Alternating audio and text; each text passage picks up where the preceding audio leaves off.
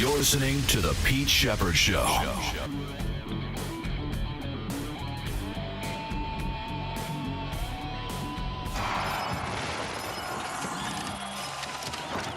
it's good to be back. Back on.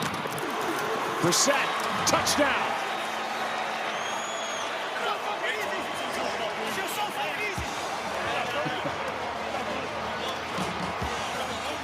Brissett has thrown one and now run one in. And that's his second.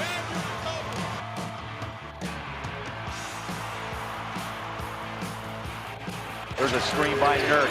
Deontay, little give and go, stop, pop, off the glass, no. Rebound, Nurk, put it up and in. 0.6 of a second to play.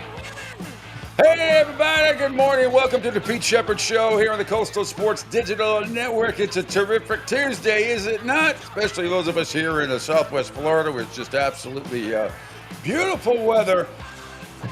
Dallas Cowboys, they are who we thought they were. Mediocre to stinky. Jacoby Brissett should take over for Kyler Murray permanently, NFL trade deadline, and a whole lot more. Let's get into it.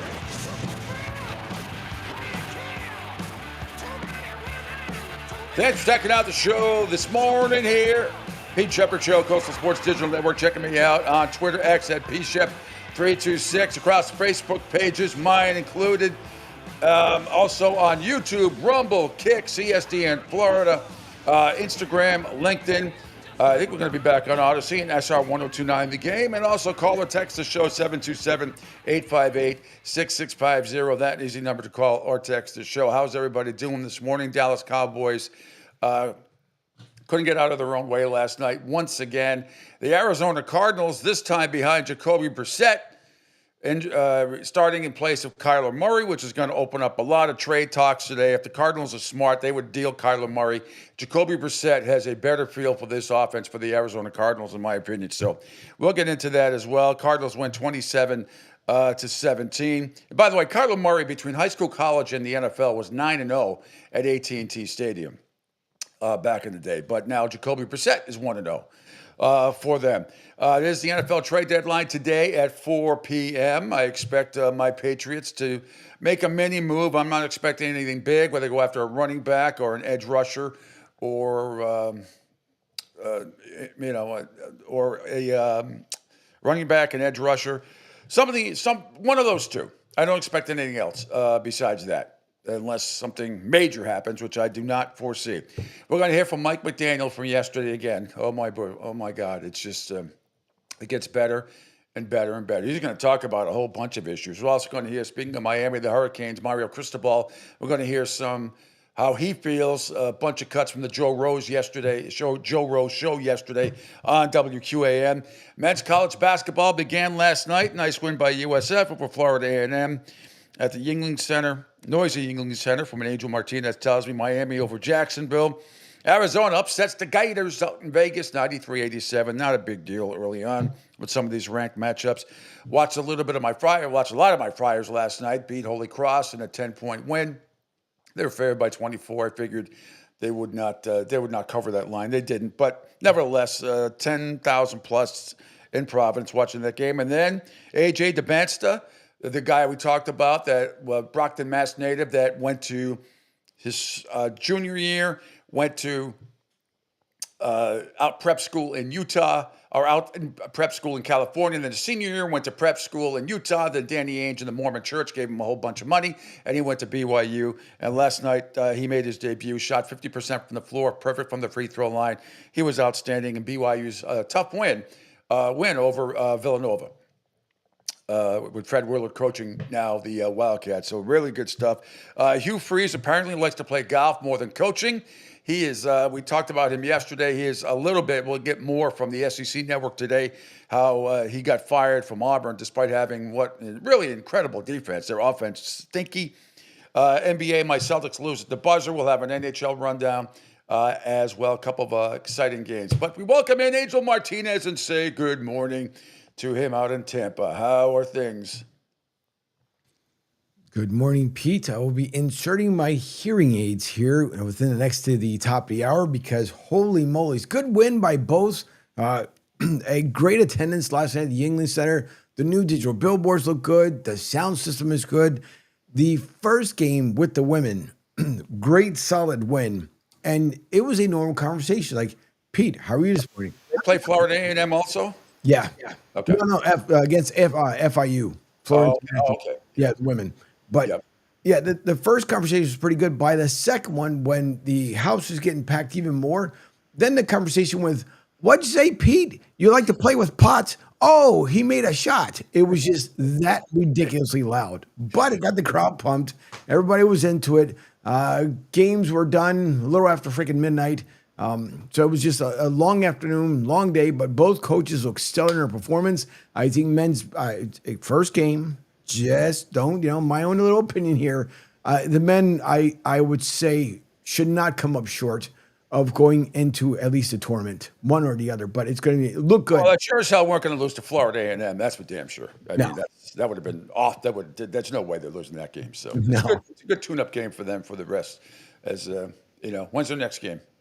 Next game will be on Saturday on the road, and the women play at home on Friday. So that'll be the next upcoming games. And the new stadium that's going up, little confusion as far as like down there where you have to, one road that we would take up by Sycamore. The football stadium that's being renovated?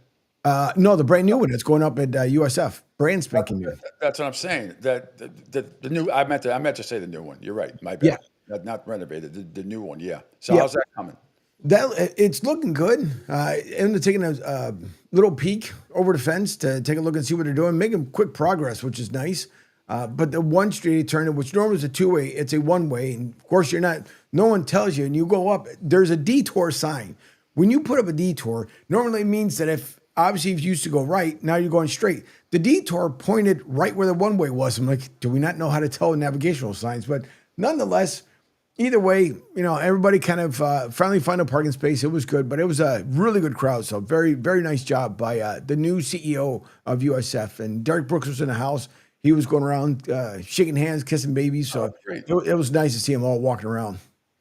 That's fantastic. Great stuff. Sorry, I mean, the noise, I don't understand this blasting of music every 10 seconds. I just think, I'm sorry.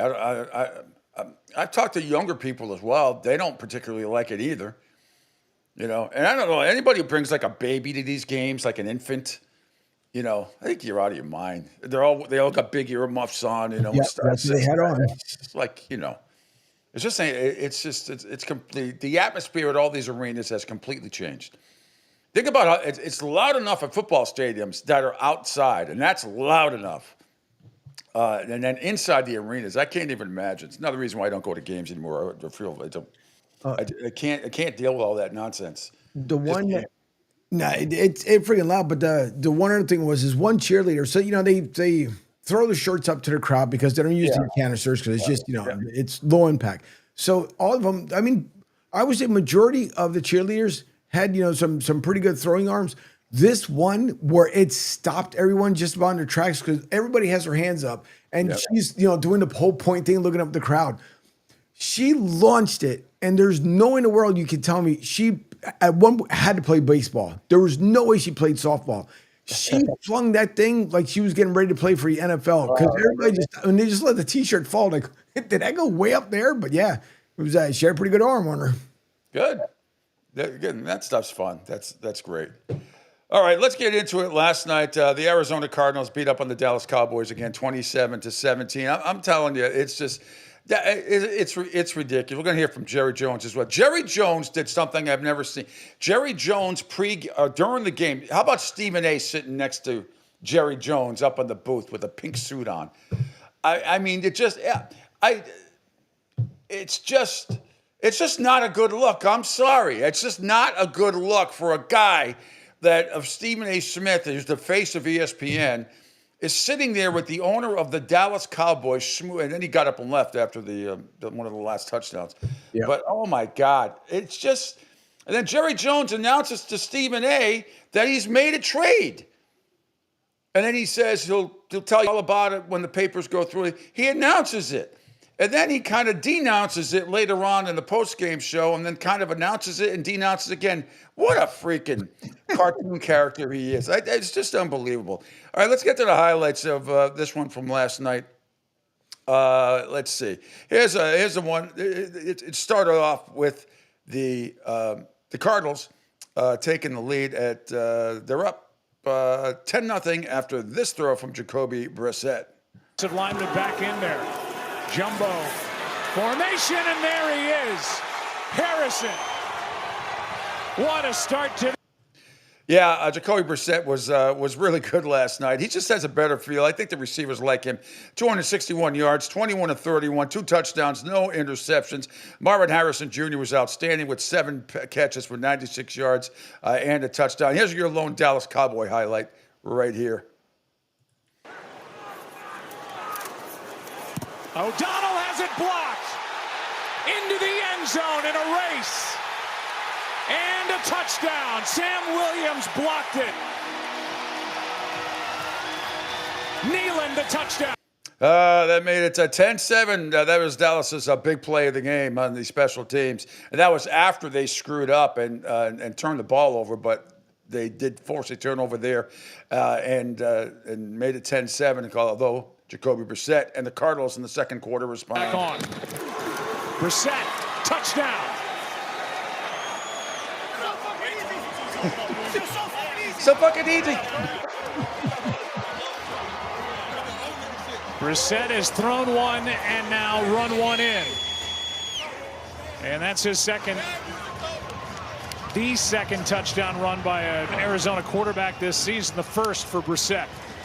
Just get a good push. You see Brissett, he puts that leg back whenever he's going to keep it and keep the football on the quarterback sneak, and he's able to punch it across. But what a drive that was for Arizona. 11 plays, 74 yards, and they needed to answer.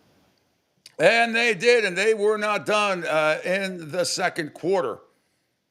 It's into the third quarter. Well, they got to make a stop, and they've just been methodical every time they've had the ball.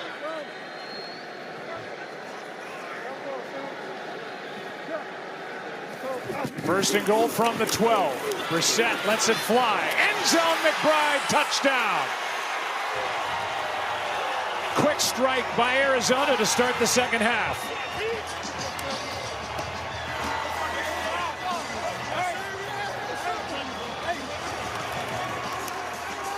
A lot of cussing going on down there. A lot of cussing. The Cowboys tried to make a comeback in the fourth. Now from the 5. Prescott, end zone, Flanoy, touchdown.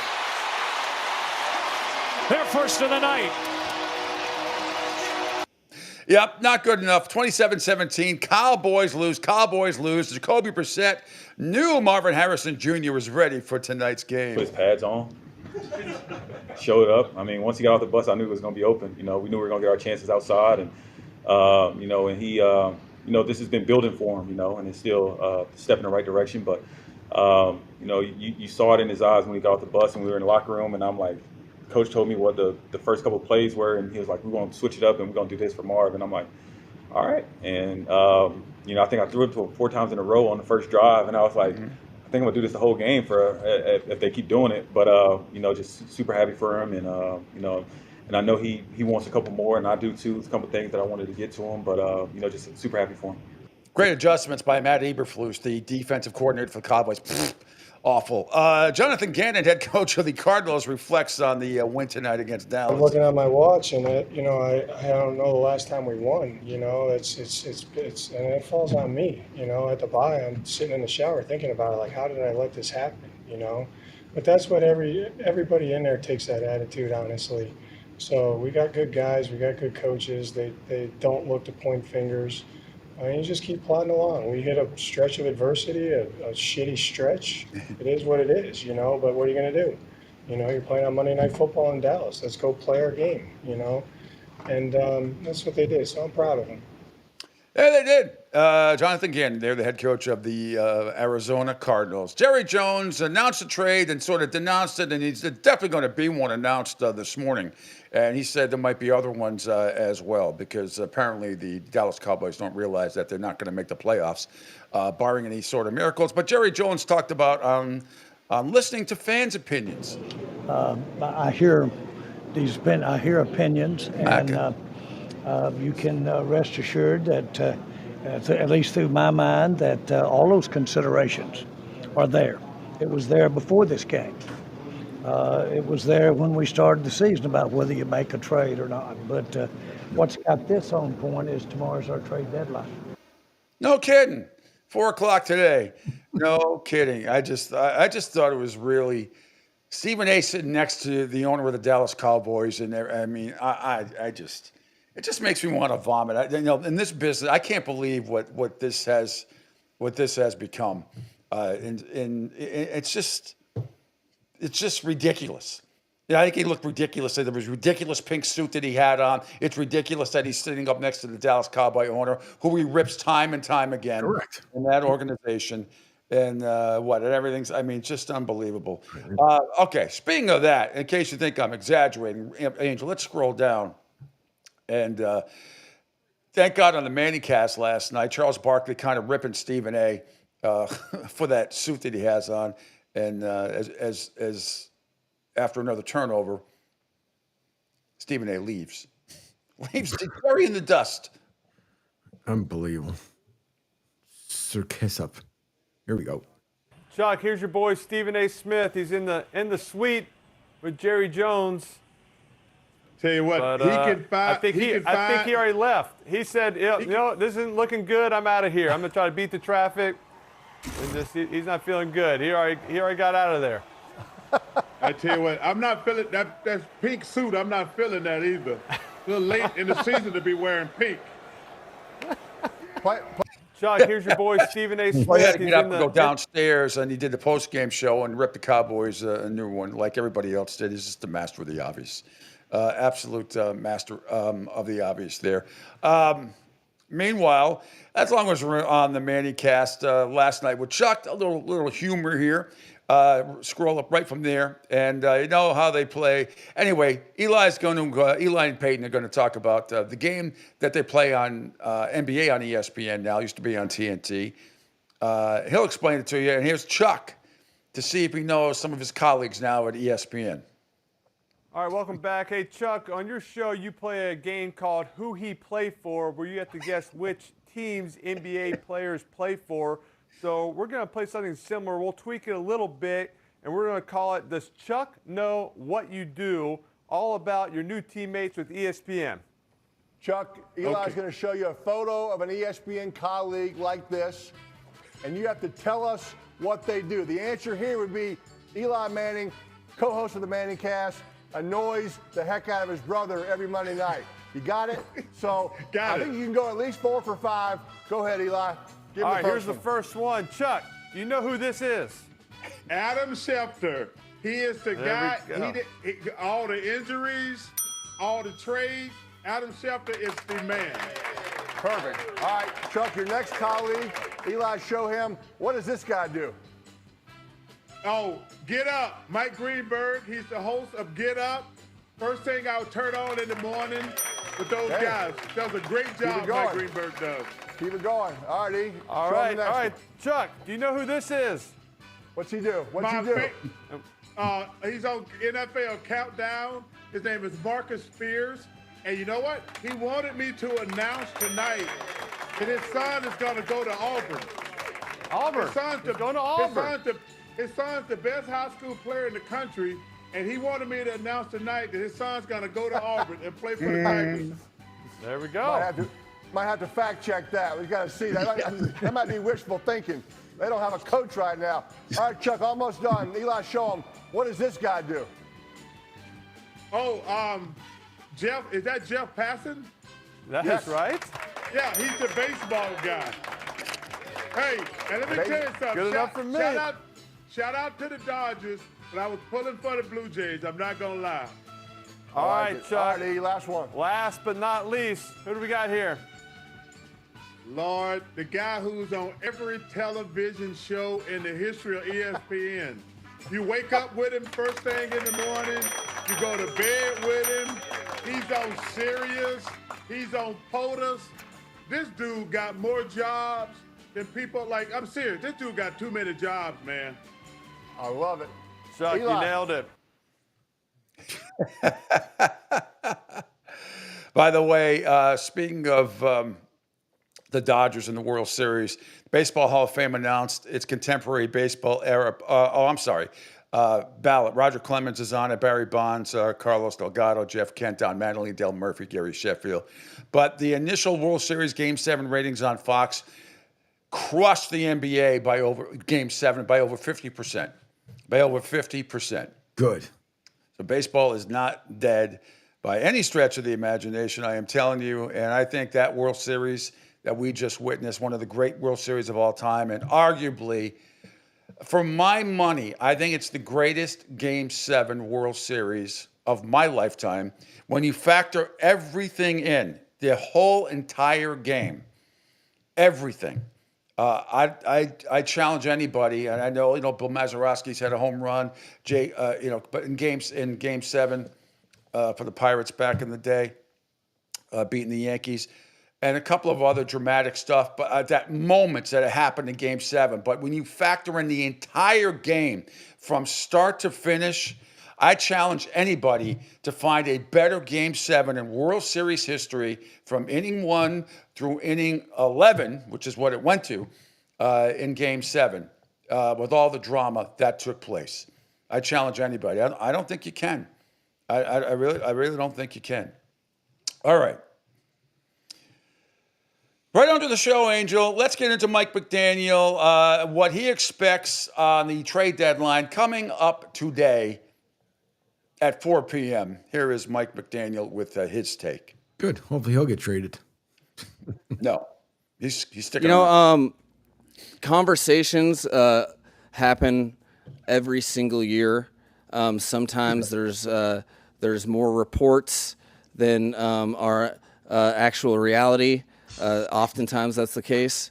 But you're always having conversations. You're always ready for whatever turn. You're ready for the terms of other teams to hit you with a blind side. And so whether or not I expect it, I'm always expecting the unexpected. So you're ready for whatever. We haven't made a major move because it hasn't made sense for the Miami Dolphins as we kind of have collectively derived. So, but does that mean there won't be something? Who knows? That's partially our control, partially other teams, and we'll do business as we know it to be done, which is do the best thing for the Miami Dolphins, both short and long term. He needs to be. I figured out what Mike McDaniel. He needs to be. He needs to be at the election polls, telling people who to vote for. You wouldn't know. Maybe you should vote Democrat.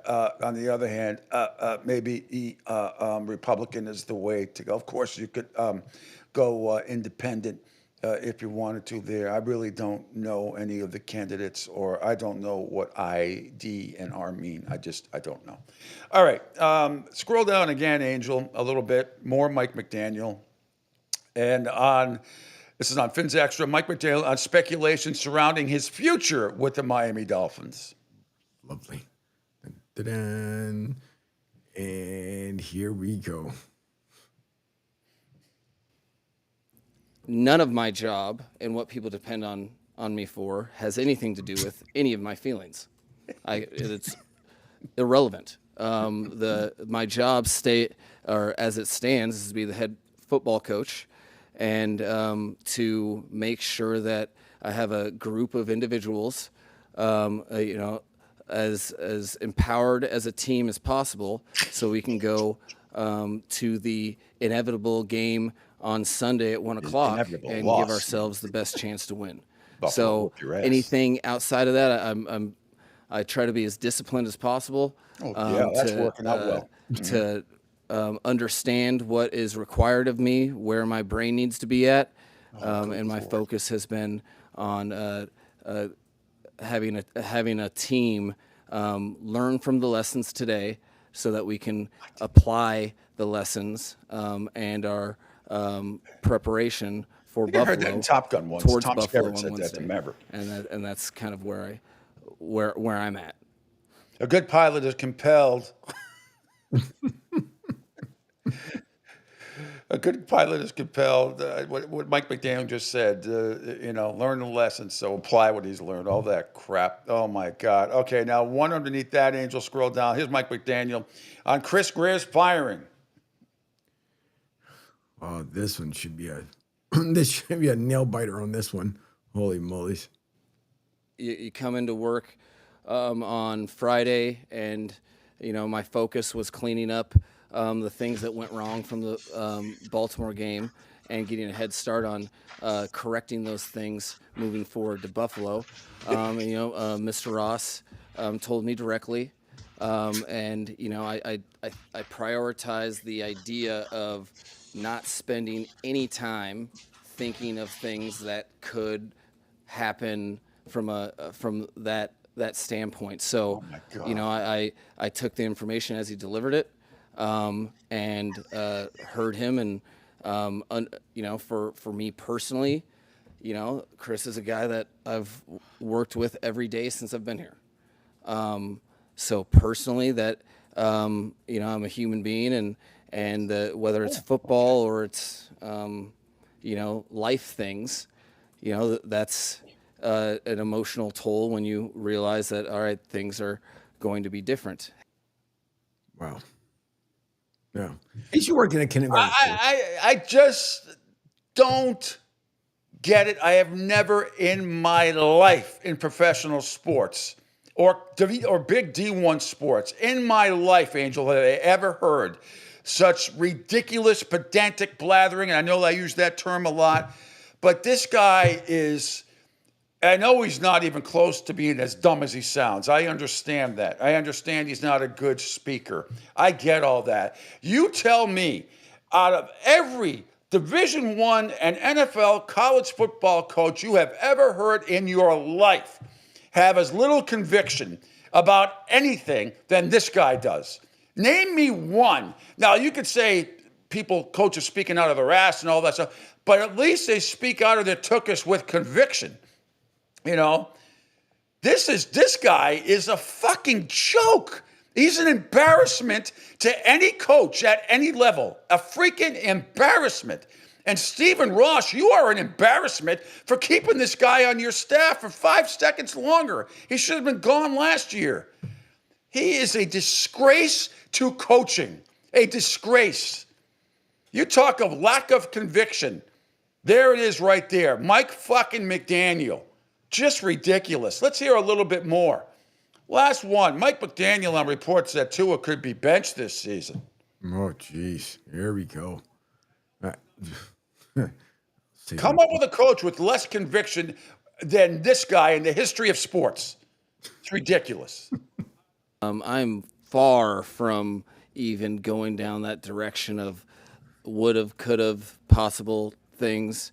We have a football game against the Buffalo Bills that we are certain that Tua gives us the best chance to win, and we have to approach our jobs with diligence, and we have to execute. And Tua knows that heavy is the crown of being a franchise quarterback. That you with the anointment of being a franchise quarterback comes the consequences of having to be on top of your game, and we're all under the same scrutiny and have the same starting point of, all right, you are on the field to give us the best chance to win, and when he doesn't give us the best chance to win, then you adjust. But speculation as far as all right, if this player doesn't do his job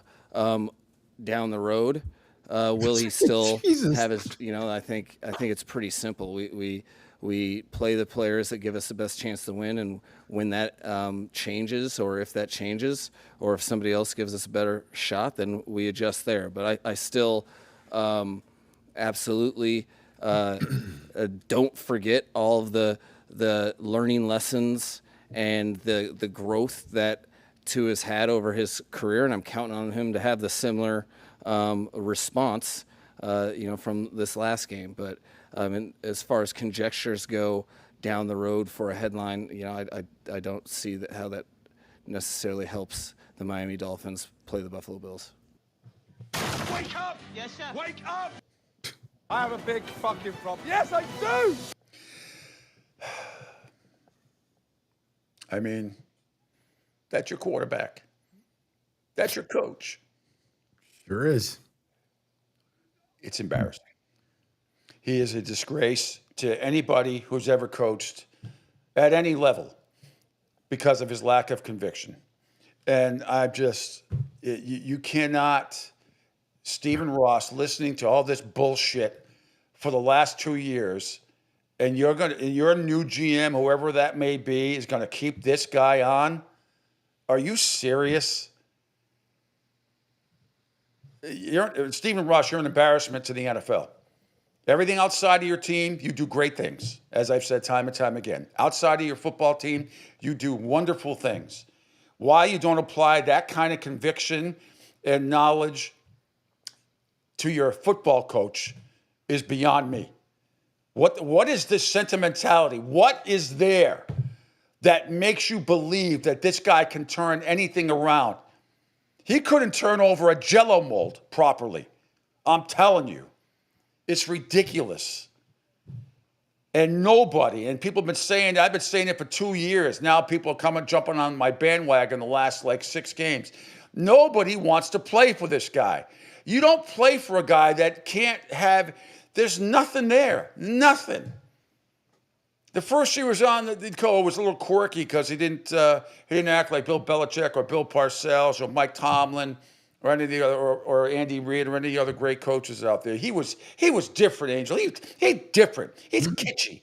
He's going to wear his oversized glasses and he's just gonna look like combination Charlie Brown and Napoleon Dynamite walking up the sideline. But that's kitschy. That's gonna work. Bunch of fucking idiots. Honest to God. So ridiculous. Absolutely ridiculous. What makes it even worse, as he's talking, his hand just again, that's way back. Thanks, Mike. We didn't know that stuff. Everything he says, it's just vomit. I mean, it's not even. He could sum up everything he says in 10 seconds. He said he takes a minute and a half, which is good for this show. Some other NFL news before we go to break. Here is the Bears around the NFL. Here we go. Ben Johnson is pleased with how Caleb Williams is improving. There's a number of things that I was pretty pleased with. It's looking more like I want it to look. Not to mention the Browns defense. I mean the Bengals defense. Of one particular instance off the top of my head before halftime, where call play and they end up clouding it to the side of the primary. So that's not there. He gets through his progression and quickly dumps the ball to the back as he's stepping up in the pocket. Now, we didn't throw our best ball. It was a little bit high and we didn't haul it in, but that to me was what we want this quarterback to look like as he's playing within the timing and the rhythm of the offense and trusting his feet to take him through the progressions. All right, Ben, I don't deny anything you just said, but what your quarterback wants is to play the Bengals defense every week, like every other team. Speaking of that, here's Zach Taylor. He's still stunned. Yeah, I can't believe it. Can't believe it. Everything's right there, and then we don't find a way to get it done and win a game. We just got to make one play, just one play. And some of these losses turned into wins, and so again, we just got to, as coaches, we got to spend this week finding a way to help everybody and get it done, because it's sick. It's sick to lose like that. It's sick. That's what happened. So we got to own it. And we got to keep finding ways to improve and keep finding ways to find a win. Just these last 2 weeks, it hasn't happened. Zach, are you surprised, frustrated, angry, whatever? Well, we got to find a way to get them fixed.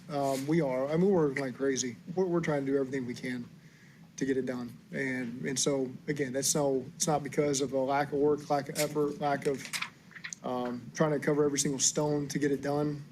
But it is tough. This has just been the result that we're dealing with. Is there anything you just feel the defense has been missing? We just got to find a way to make a play, get off the field. I mean, it's no turnovers today, and this is a team that's they're going to finish +2 in the turnover battle today. Chicago is, and that's where all their wins have come from. And so you lose the game by 5 points. They're +2 in the turnovers. They've been +3, but they've been +4. They've been +3. A lot of their wins, and so kind of more of the same for that. Zach, it's a tough game. +3 today, I guess is what they were probably. Sorry, Zach. Tough game to play at the 9-yard line there. Were you thinking about possibly trying to force them into their final timeout? We ran the ball. I mean, that's what we did on the first play. Ran the ball. So you get cute, and you force them to do that, and then you have no points, and then the game's over. So we just trust our guys to get out there and make a play, and that's just the way it goes. Is it as simple as bringing Colston down after he makes that catch there, just someone tackling him? Yeah, get him on the ground, force him into a tough field goal. At that point, once the play's been completed, make him execute. And again, we just didn't get him on the ground, score a touchdown, game over. All right, we got more NFL sound coming up from a bunch of people around the NFL, a bunch of coaches and players, and also some college football news to tell you about. We're going to hear from Mario Cristobal in that debacle of a game against SMU and the lack of questionable coaching. We got the video as well from Shannon Dawson speaking, the offensive coordinator, how animated he got on the sideline. We'll have that. And when we come back, Hugh Freeze information as well, some interesting analysis from the SEC Network, all coming up in just a couple of minutes here. Quick break. Phil Castanetti's Sports World in Saugus, Mass. is New England's place to buy or sell the finest in sports memorabilia. For over 35 years, Sports World has offered the finest in sports collectibles. So get on down there to Phil Castanetti's Sports World, 184 Broadway in Saugus. Call 781-233-7222 for more information. Sports World in Saugus, be there. Also, for the best articles and audio, there's only one source that provides everything you need 365 days a year to satisfy your sports crave. It's Total Sports Prep. The staff combing through the best articles and audio so you don't have to. Sports and non-sports kicker stories will leave you laughing all day long. To get your free trial of Total Sports Prep, contact them, info@sportsbroadcastingcoach.com, info@sportsbroadcastingcoach.com. Total Sports Prep, the name says it all. NFL, college football news, NBA, NHL rundown coming up as well, all part of the Pete Sheppard Show. And then Bill Burt, Eagle Tribune at 8:05, all part of the Pete Sheppard Show here on a Tuesday on the Coastal Sports Digital Network. Hi, folks. This is Gerard Moynihan of Moynihan Lumber, and I would like you to know that our company has been selling Anderson windows for over 60 years. See the complete line of Anderson windows at any of our 3 locations in North Reading, Beverly, or in Plastown, New Hampshire, or at MoynihanLumber.com. Hey everybody, it's Pete Sheppard from the Coastal Sports Network. Want to tell you about my good friend Lou DiMuzio and his company. Lou is the president and founder of Ace Technology Advisors. They're big-time tech specialists. At ATA, they're able to craft, implement, and manage the best and most appropriate solution for your business. They leverage their industry-leading experience and their portfolio of technology partners to improve your best practices and infrastructure. So you can get a hold of them at 888-599-4223. That's 888-599-4223. Check them out on their webpage, www.acetechadvisors.com. That's www.acetechadvisors.com.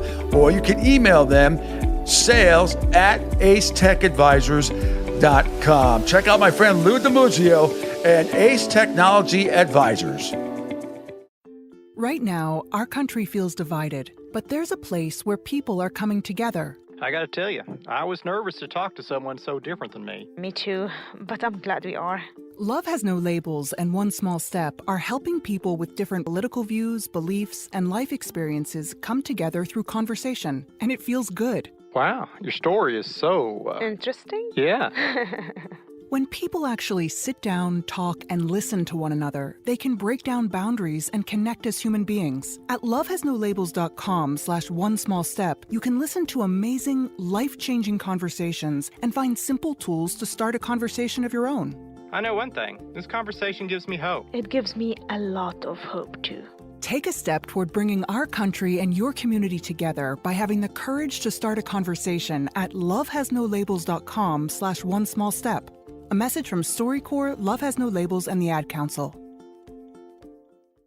People do some pretty cool things in their 40s and 50s. Why should saving for retirement be any different? I mean, they go back to college, learn new instruments, start skateboarding. Whoa! Okay, maybe that one's not for everybody, but saving for retirement is. With aceyourretirement.org, you can get on track with your retirement savings no matter your age. Just have a 3-minute chat with Avo, the friendly digital retirement coach from AARP. You'll get personalized recommendations based on your input that are easy to understand and work with your lifestyle. It's quick, easy, and free. Plus, it's sponsored by AARP, so you know they got your back. Gnarly move, Dad. Thanks, sweetie. So wherever you are in your retirement savings journey, head to aceyourretirement.org and start chatting with Avo today. That's aceyourretirement.org. A message from AARP and the Ad Council. Adopt US Kids presents What to Expect When You're Expecting.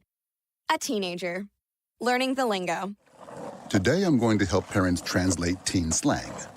Now, when a teen says something is on fleek, it's exactly like saying, that's rad. It simply means that something is awesome or cool. Another one is totes. It's exactly like saying, totally, just shorter. As in, I totes love going to the mall with Becca. Another word you might hear is jelly. Jelly is a shorter, better way to say jealous. As in, Chloe, I am like so jelly of your unicorn phone case. You don't have to speak teen to be a perfect parent. Thousands of teens in foster care will think you're, rad, just the same. To learn more, visit adoptuskids.org. A public service announcement brought to you by the U.S. Department of Health and Human Services, Adopt U.S. Kids, and the Ad Council. This is the story of a very special woman. In a matter of seconds, she turned herself into a great mathematician or an entrepreneur. Her knowledge was limitless and still is. She could also make monsters disappear, especially those that lurked in the shadows under the bed. Once, this woman put back together a teenage girl's broken heart, which had been shattered in 1,000 pieces, just by giving her a bear hug. She masqueraded as a regular person at work, but as a superhero at home. Everyone knows her as Gabriella. I still call her Mom. Your hero needs you now, and AARP is here to help. Find the care guides you need to help, complete with tips and resources at aarp.org/caregiving. A public service announcement brought to you by AARP and the Ad Council.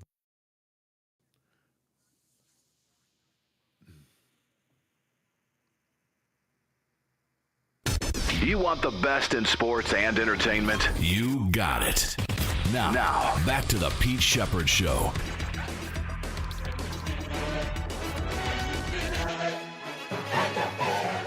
Screen comes, and then a group of 4, 3, 2, 1, fades, shoots, and hits at the bottom. You gotta be kidding me. You gotta be kidding me. That's a heck of a play by a great player. Put at the buzzer. They sure did. I mean, he turns the clock. It doesn't go off until you send the bucket off. I mean, it's in the air. See, it's almost in the bucket by the time it goes off. This, Chris, you want to know what the motivation here? Absolutely. FanDuel Brooklyn upset that Giannis Antetokounmpo. I'm sorry, in Indiana. FanDuel Sports in Indiana. Giannis Antetokounmpo at the buzzer over Indiana last night, 117 to 150. Yeah, I thought it was one of the better plays of the night in the world of sports. We sure as hell didn't see a lot of good ones in the Dallas and or from the Cowboys anyway. We saw a few from Jacoby Brissett and the Arizona Cardinals last night in the 27-17 win. Good morning. Welcome back to the Pete Sheppard Show here on the Coastal Sports Digital Network on a terrific Tuesday. Jerry in Rhode Island says, good morning, guys. Watching McDaniel, it looks like a skit on a comedy show. Doesn't look at the reporters, always looking down. Pathetic. No, he has no social skills. Nope. He has no social skills, and worse than that is he has no conviction about anything he's saying. Nobody takes him seriously. There isn't anybody in that organization that takes him seriously, except for one guy, apparently, for whatever reason, is Stephen Ross. If only he would come out and explain himself as to why he keeps Charlie Brown on as head coach. Give me some reason. Give me something over the last, even if you just go the last 2 years. What, even this year, what has he done to make you want to keep this guy on as head coach? Any reason? And don't say, I think he can turn it around. That's not happening. You know it's not happening. I don't think the Dolphins are done wheeling and dealing today, as well as the NBA, the NFL trading deadline, I should say, is on its way today at 4 o'clock. We have breaking news, though.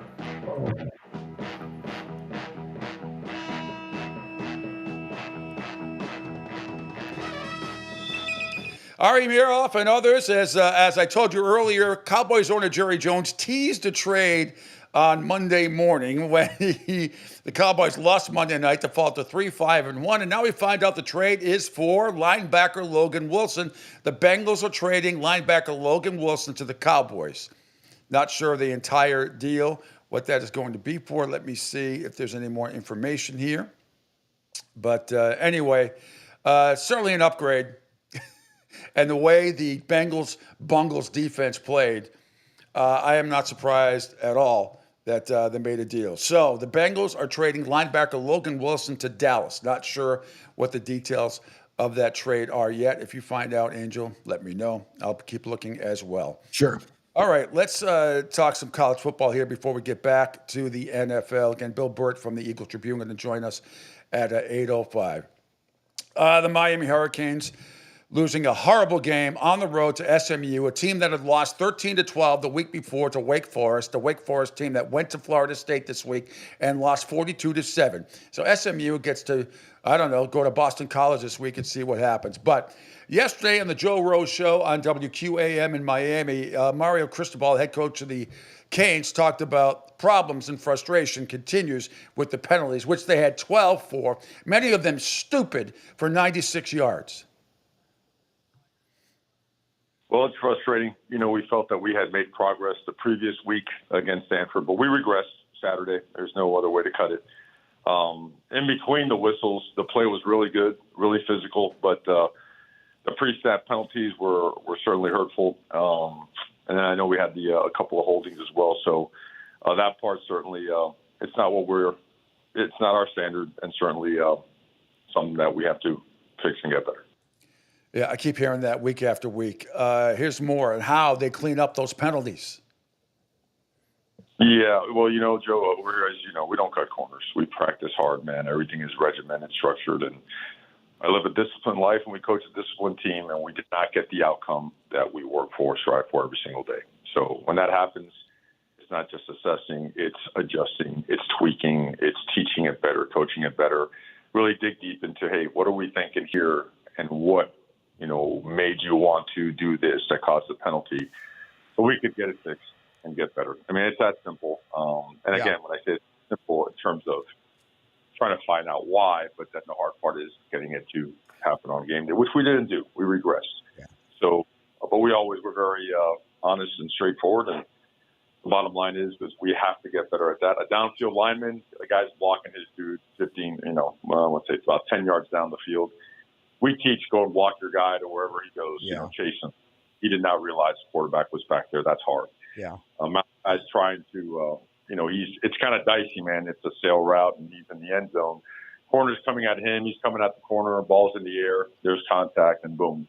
Yeah. There's an offensive pass difference. That's a tough one. The ones that we can control mostly, Joe, are pre and post snap, right? Offside, equal procedure, and then of course the roughing the passer, which again I don't know what the parameters are to discuss things like that. Not really concerned about that. I just think that is a little bit dicey in a moment like that when no one's hearing the whistle because their tackle, their guards are blocking. So that one I agree with.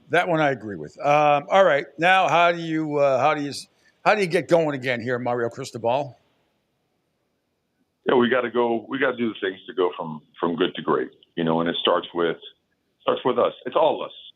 Everything about this is about us. And there's plenty of fight in the team. You see that. There's an attitude of wanting to get better, want to win, want to do the right things. And you know what? We have a tremendous opportunity in these next 4 games, right? With the unpredictability of college football, you have an opportunity every single week to put yourself in position to accomplish your goals. And it starts with Syracuse on Saturday. Okay. I think our guys are locked in. I think they're ready to get to work. The best you could always do is be honest, provide the right kind of feedback, be constructive and technical and fundamental work, and provide your guys with the best solutions to get better. And do it together as a staff, as a team, as a program. So that's our course of action. No excuses, no pull punches, but certainly knowing that this is our family, this is our team, these are our people, and we are the biggest supporters of our players and each other. So back to work. All right, they better get it done against Syracuse. They should have a Stanford-type performance, even better. Syracuse is really reeling like now. They look like crap last Friday night against North Carolina. Bill Belichick got his first ACC win. They still have a small chance to get to the college football playoff. They're going to need to. And by the way, the committee votes tonight. The first official rankings come out. You're going to see Notre Dame jump up on Miami. There's no question. Notre Dame is going to be in. Miami is not going to be in right now. They don't deserve it after that loss. But they can still get there. They got to win these 4 games. And at least this one coming up on Saturday, which is homecoming against Syracuse at Hard Rock, they better win convincingly. That game should be 56-10. There is no reason at all to come close of not blowing out Syracuse at Hard Rock. A couple more from Mario. Struggles with the O-line. Well, I would say the pockets were clean. We actually ran the ball better against a team that was very good against the run. And we did it in a couple different ways. I thought the issues that we had, Joe, were short yardage. Yes. Have been good. I thought that was the part that was negative. I thought in other parts of it, there were a lot of 2nd and 5, 2nd and 3s, 2nd and 6, 2nd and 4s, just very efficient. Or I would say more efficient than we have been. The issues really came on short yardage where we did not, I think we were 3 of 5, if I'm not mistaken. Typically, we've been really good at that. So obviously not good enough, and that falls on all of us. Yeah, I mean, it would just unimaginative, trying to run the ball up the middle instead of the outside. It's just ridiculous. With that with that offensive line that they had, there's no reason for that. It was unimaginative play calling at times. We'll get to Shannon Dawson in a second. And here is Mario's version on what happened with Shannon Dawson, because they got into an animated conversation. I never thought it was Shannon Dawson getting mad at Mario when I saw it. I thought he was mad at the lack of execution. But anyway, we hear both sides. Here's Mario's interpretation. Yeah, there's nothing to read into. There is no narrative. Coach Dawson was fired up and wanted us to hit that hole harder. And I was always telling him, man, keep calling your game, keep calling your game. And that's it. That's the entirety of it. There is no narrative. There is no BS there. And as you well know, I don't BS. And I thought he was fired up in a good way. He was trying to call the best game he could. And that's it as it relates to that. Yeah, well, I get all that. Let's scroll down, Angel, to Shannon Dawson, and he explains why he was so emanated versus on the sideline versus SMU. Got to scroll down a little bit. Under Grant speaks. Maybe this was it too far from yesterday? Nope. Yep. Too far. No, it's scroll up. Right there. Yep. And here we go. Made it 20 years ago, 25 years ago than I am today. Over time, you realize that bringing more stress to an already stressful situation isn't necessarily the best approach, and I've dealt with that through my career. And now at this point in my career, regardless of how bad things are going, you're probably going to see the same type demeanor from me.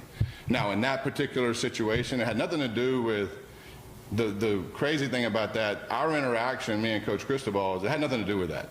I was talking into the headset, very upset about not getting a yard. That was simply that. I was like, we need to get the damn yard. And we both agreed. That's why I promise you this, there's 2 things. One is I was raised right by parents, and I would never disrespect authority, never. I serve a higher authority that I understand hierarchy of authority. I would never disrespect authority behind closed doors or even out in the public. With that being said, if I ever did something like that, you probably would see a reaction from him. The reason he didn't react, because it wasn't directed to him. It was directed towards frustration about not getting a yard. And I agree with all of that. That's how I took it. I knew he was talking to people upstairs, and you could tell that if Mario was really pissed, he would have got in his face. But the other problem I have, Shannon, is this. You keep doing these obvious A-B gap runs at times on short yardage instead of, I don't know, come up with a play action on third and short or something like that. You know, you're going to get one of your tight ends. Somebody's going to be open. This team's too talented for that to happen. Run the ball outside. Just so, I mean, I get it. I agree with everything you just said about this wasn't an attack on Mario Cristobal. I get it. But, man, you got to come up with some more imaginative stuff. It's ridiculous that you only had 20 points against SMU. Ridiculous. And the fact that the quarterback, once again, Carson Beck, throws a horrible interception in overtime. Just so frustrating. All right. Meanwhile, more college football news before we get back to a little bit of the NFL and then hopefully some NBA and NHL highlights. Hugh Freeze reportedly was fired as head coach at Auburn because of his obsession with golf. Believe it or not. Now, here is Danny Cannell yesterday on SiriusXM College Football Radio reacted to the news of Auburn firing Hugh Freeze. Hugh Freeze was brought into Auburn as an offensive guy that was supposed to bring this exciting offense, and their defense is really good. Their defense is incredible. They held Texas A&M to 16 points. They held Georgia to 20 points. They held Missouri to only 23 points. They held Kentucky to 10 points, and you couldn't muster up 2 touchdowns in any one of those games. Like, it was just blatantly obvious that it was not working. And I get it. I think I have always been, I don't like firing coaches, but you can only, and especially in the SEC, especially at Auburn, the number this year going into the season, I thought was 8 wins. He had to get to 8 wins. And then all of a sudden, when you're not even close to that and you're looking at possibly not going bowling, it's just the writing was on the wall. And I think Hugh knew it. No question about it. Auburn will pay $15.8 million to make Freeze go away, the latest 8-figure payment the university has approved by a failed football coach in just the last 5 years. The numbers total more than $52 million. No Auburn coach has left on his own terms since 1975, despite at least one of them winning a national championship. But the stories have come out about his golf games, prioritizing golf. Multiple sources within Auburn football and around Auburn community, it is striking just how much Freeze seemed to prioritize his golf game over doing everything possible to improve the Tigers football program. Last season, for instance, he was spotted on the golf course multiple times on Sundays after losses the previous day. After multiple stories about his affinity for golf came out this summer, Freeze seemed a bit more sheepish about being seen publicly playing golf during the season. He was sensitive about all the golf jokes. He claimed publicly it didn't detract from his work and was particularly upset over comments that Mississippi coach Lane Kiffin made, but he couldn't help himself. And again, on Friday, before the home game this year, Freeze again showed up to the golf course. An Auburn booster told CBS Sports, quote, Freeze just came out of the golf course without clubs to watch guys play golf. And it became more clear and clearer that Freeze wasn't the right guy to right the ship. Unbelievable. And you have those kind of numbers against Auburn, and you can't come up with that kind of offense. I mean, this team should have been ranked with those kind of defensive numbers. They should have been a top 5 team easily with those kind of numbers. But I agree with Danny Cannell. He just could not get anything going. Couldn't get anything going. All right, let's get to a couple more NFL cuts here. How about, amazingly, Jacksonville Jaguars kicker Cam Little on being the franchise believing in him? I was just talking to Bucky about it, and this organization from top to bottom, from front office to coaching staff to players, has instilled so much confidence in me through adversity that I've, for the first time really in my career that I faced. And so, yeah, he kicked that record-setting 68-yard field goal in the win over the Raiders on Sunday. Here's Jim Harbaugh for the Chargers, overcoming a lot. I feel bad that it happened to him because he worked, really hard to get back, and he's, playing so good and makes such a big difference. But like I said, it's not going to be life altering. He'll be back, and now we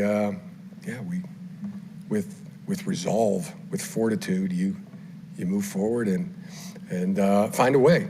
And I thought that game, again, was a great microcosm to, what the, how do you approach it? You asked me how you approach it. I mean, that game was a great microcosm of how you approach things, Overcame a lot, and you find a way. And that's what we do. All right, here's Coach Mike Vrabel for the Patriots on what this week's game meant to Demario Douglas after his uncle was shot and killed. This from WEEI. You heard some of the video yesterday, but here's Coach Vrabel on WEEI, the Greg Hill Show yesterday. Pop Douglas had a good game, and you emphasize family, that this team is like a family, and he obviously had an emotional day yesterday with the loss of his uncle. Yesterday, my uncle got shot, well, killed last night. And boy, this whole morning, man, my mood was just different. Man, I couldn't hold my tears. I couldn't hold nothing. Every time somebody said, keep your head up, man, my eyes kept watering up. And I just know he was here with me today, First day, in heaven, he was working. And, man, I'm blessed. How was the team able to support him? Well, obviously, was unaware of that. And so when I became aware of it, just reached out to Pop and just said, how proud I was of him to be able to do that, to carry that weight on his heart and then on his mind, and said whatever we could do to support him and his family and whatever he needed, that we wanted to do that. So we'll find out more today and how we can help him.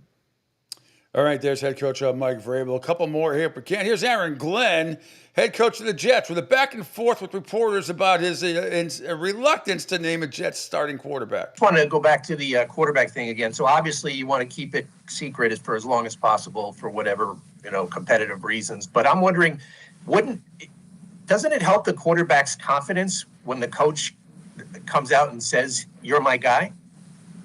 It helps the quarterback confidence when the player and the coach talk and they know who the guy is. Not that I'm telling it to you guys. That has nothing to do with the player's confidence. So basically, are you kind of saying that, whomever is going to start knows his status as he practices throughout the week this week? And that'll be between me and the player. But I mean, okay. I don't understand why you guys keep doing it. Well, AG, I'm just kind of curious. It's really getting hilarious, too. You guys keep asking the same question, and I keep giving you the same answer.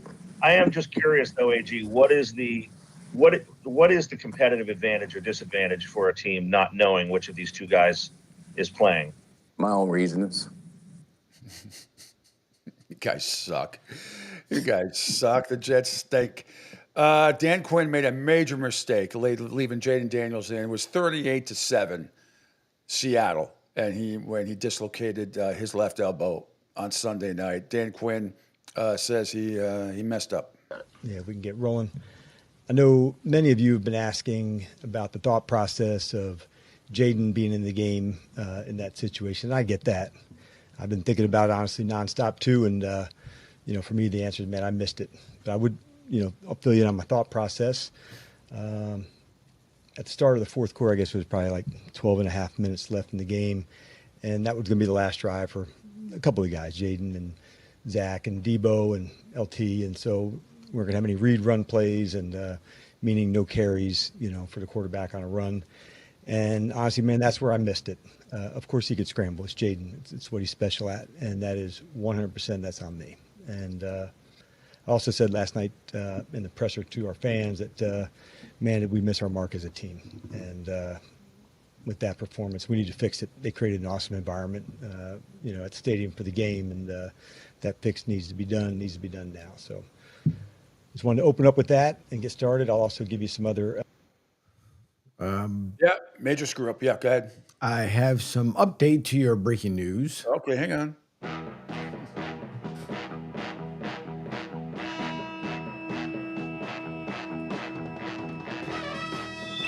Okay. All right. Great. NFL Wire, as Pete mentioned this morning about Logan Wilson going to Dallas. So the Cowboys sent a 7th-round pick back to the Bengals, according to Ian Rappaport. And also Wilson, a 6-year pro, requested a trade out of Cincinnati after his snaps were slashed. Now he lands in Dallas to help an equally struggling defense turn things around. And, end quote, Dallas still sucks. So good luck there, Logan. Yep. Alrighty, the YouTube TV saga still continues, and I'm going to wait till the end of the week to see if it. Otherwise, I'm switching to Fubo. I have the ESPN app now as well, but I hate the navigation of it. I'm not a fan. I have it because I need it for the show, but it's only going to cost me not $29.99, but only $1.80. Go ahead, Andrew. It's funny because as you mentioned that was a lot of the talk last night amongst the fans. They were talking about how disgusted they were with YouTube TV and because of what they've done. So it's funny you brought it up because that was a hot topic last night at the Yuengling Center. Yep, no question about it, and it's just selfishness on both sides. But it is what it is, and I'm sure they lost a lot of viewers last night who could not watch Monday Night Football because your local ABC affiliate, no matter where you are around the country or around the world, and the ESPN platform, you didn't get to see it.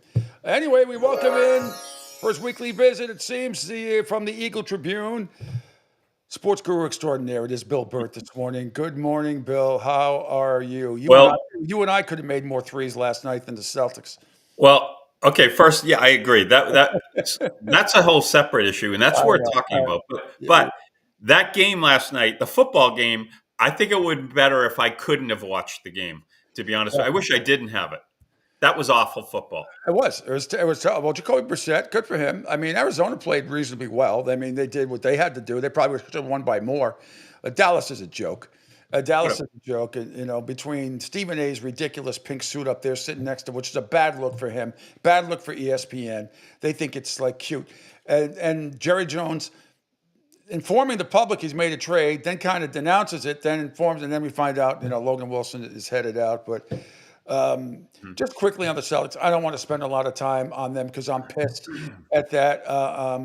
They don't have the talent. They don't have the big men to be shooting 11 of 51 from threes and 21%. That kind of, the foul at the end, I didn't see it. I'll be honest with you. I don't know if you saw it with Jaylen Brown. Yeah, I didn't. There was a foul at the end, but if Kata makes it or the free throw, then the game at least goes into over. That was a shitty loss last night to a shitty team. And you blow another double-digit lead. They thought they were making strides when they won 3 in a row, got the record back to 3-3. Now they've lost their last 2. I knew they'd lose to Houston because of back-to-back nights. It was a bad spot for them. I can forget. Last night's loss sucked. Well, yeah, Utah was on the second night of a back-to-back. Yeah. I mean, you can't lose that game. But here's the deal. They're a 40-win team because they're going to win 40 games because they do work hard. And the one issue, Pete, you brought it up. You brought up the overall 3-point shooting. What we're finding is Pritchard and White, Peyton Pritchard and Derek White, they are better players when they have the king on the court. Jason and Tatum. And that's Tatum. It was so obvious. It's so obvious this year. So they don't create their own shot. Now listen, they're elite players in this Celtics little machine here, but they can't. They're not. First of all, Peyton Pritchard's not a point guard. He's uncomfortable. What he does is he's got uncomfortable drives to the hoop, and he can pass the ball, but it's not natural. He doesn't go to the basket to Billy, score. last night they're 26 of 38 from 2. Keep going at it. I mean, just attack the basket. Take a lot less threes. You're shooting well from 2. Keep it up. But 26 of 38, I believe, was the number from 2. And then there's no reason to be chucking up 51 threes. There's no reason for it. Look, Jaylen Brown is legit. So what we've seen from Jaylen Brown is 0 he's for 9 fine. last night. Jaylen Brown is fine. No, he can score. Yeah. But he doesn't facilitate for others. That's not his game. Mm-hmm. So this team is what it is. They're going to be the worst thing that's going to happen, Pete, is they're going to make the playoffs as the 8th seed, or play in game and because there's some really good college players coming out this year. This would be a good year to get in the lottery and sneak down to one of the top 6 picks. That being said, they're not going anywhere. This is who they are, Pete. So I forget the Houston game because Houston is a better team and Houston played well. To lose this game, I think, tells us more about what potentially they're going to be. So, look, they're going to be. I mean, it's a small sample size. I'm going to hold off about 40 and see if they can figure it out. It's very, very early in the season, but I tend to agree with most of everything you're saying. It's just that's an unacceptable loss last night. Yeah, Unacceptable loss, and I don't know why they keep chucking up all these threes when you're shooting at a very high percentage from two throughout the entire game. It's just sucked. And these are contended threes. These aren't like wide open. Again, when Tatum plays, Yeah. everything changes. And Derek White and Peyton Pritchard are getting wide open threes. Peyton Pritchard is out 6 feet beyond the three because he can't create a 3-pointer for himself. So that's what they're doing right now. So it was disappointing, but this is who they are. And it's going to be up and down. They're going to have a couple of signature wins because they do play hard. I got to give them that. They play hard and they play defense, which they hadn't been playing the last couple. They didn't play at all last year. So they are what I think we saw last night is a true. And I'm not saying that's who they are. It shows us their weaknesses. Yeah, they got to make some serious adjustments. They don't have. They really miss Al Horford. They miss some size that they do not have to get those type of rebounds. Those missed threes. Anyway, okay, we move on. Let's go to a much brighter subject: the Patriots. And as I've talked about with several people already, I mean, you find out what about your football team when you don't play great. They did a lot of really good things in that game on Sunday, and then they did several piss poor things. And but that's what good teams do is find a way to win games like that when you're not playing at your best. So that's another character win for me. I'll take it. There's some things they have to clean up. I'm a little disturbed about the red zone defense. They did stop an opening drive, which I did a shot when they did, My issue, I don't really have an issue. The game, look, I gave them a mulligan because they deserve it. They have played so well the last month that they did not come to play. The fans, Pete, that was like a morgue. I got to be honest. Patriots fans, I'm not a fan of really, after it was 21-7, they looked like they were going in for another touchdown, going to make it 28-7, and then May unfortunately fumbled, and things changed a little bit because if they score there, that game's way over. I don't think the Falcons have any prayer coming back. But you're right, the fans were after the Pop Douglas touchdown.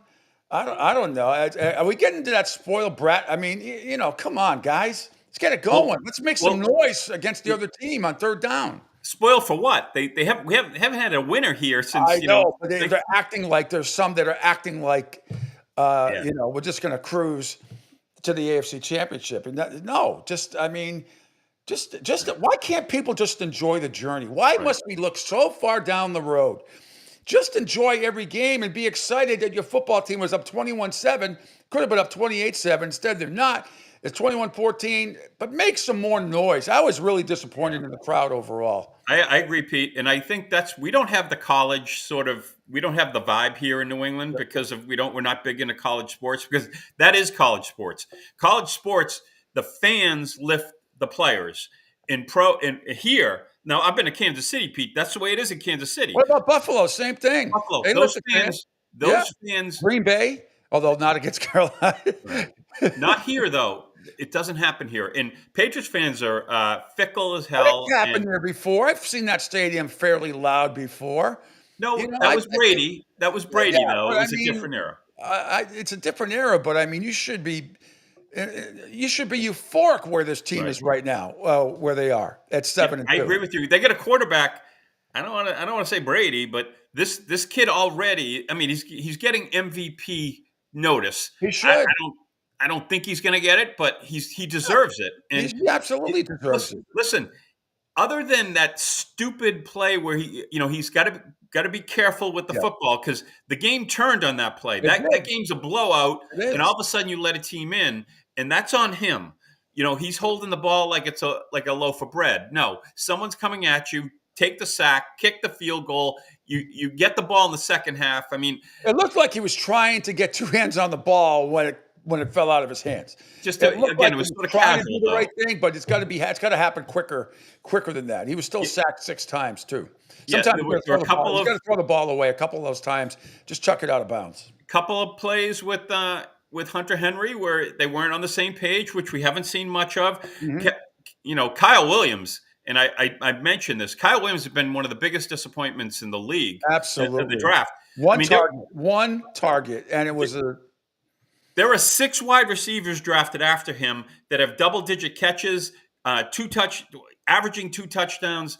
He's been because right now, Pete, they as a trade deadline is here. It's 4:00 today. Yep. They need a little more help at wide receiver if Booty's going to be out a week or two. It's a hamstring. What's that deal? Is he going to be out a week or two? Is he going to miss? He's going to miss the Tampa No, game. they're saying he may be back Sunday. That's the word. But they're going I to would need him venture to against that guess team. hamstring. You don't want to mess around with. Yeah. And he's off next week, which is not good in Tampa because you need a guy like Booty. They don't have any down the field guys. That's their one issue, in my opinion. And I thought that was going to be Kyle Williams. Although Pop Douglas looked pretty good down the field. Yes. Yeah. On Again, Sunday.